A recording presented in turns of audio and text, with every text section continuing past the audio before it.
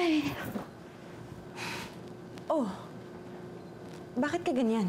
Umalis na kasi si Bricks, May. Hindi mo lang nagpaalam sa akin. Nainis ata siya sa akin nung sinabihan ko ng daing girl si Annie. I just really hope na talagang pag dumating ang resulta ng DNA test, hindi si Annie yung lumabas na tunay na apo ni Lolo. Carla, wala ka naman dapat alalahanin eh. Dahil kahit sino pa ang lumabas na tunay na apo, ultimately, didispatchahin ko rin naman siya. Sana nga, Mami. Sana nga talaga. Mami, hindi na talaga ako makapaghintay na mawala yung mga anak Karenina na yan sa buhay natin. It will happen, Carla. Maghintay ka lang. Remember, wala pa akong problemang hindi nasolusyonan.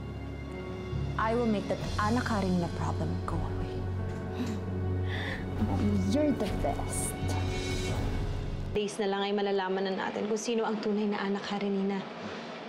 Hindi nga rin ako makapaniwala na malalaman ko kaagad kung sino ang tunay kong anak. Uncle, paano pala yun? Halimbawa, lumabas na yung result, tapos nalaman na natin kung sino yung totoong Ana Karenina. Paano mangyayari doon sa dalawa?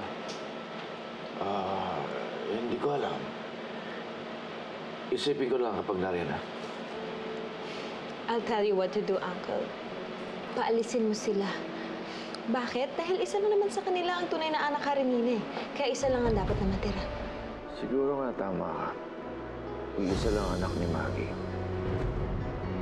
Kaya isa lang dapat ang matira.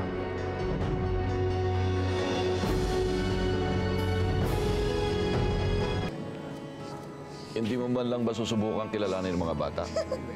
Mababait sila. Nagdadalawang isip akong lapitan sila.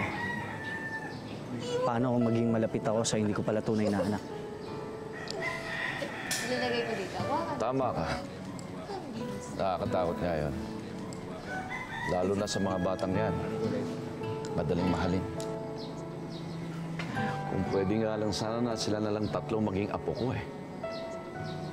Pwede lang sana. Pero hindi. Tama si Ruth. Isa lang ang tunay na Ana Karenina. At sa loob ng 3 araw, malalaman ko na kung sino talaga ang tunay kong anak.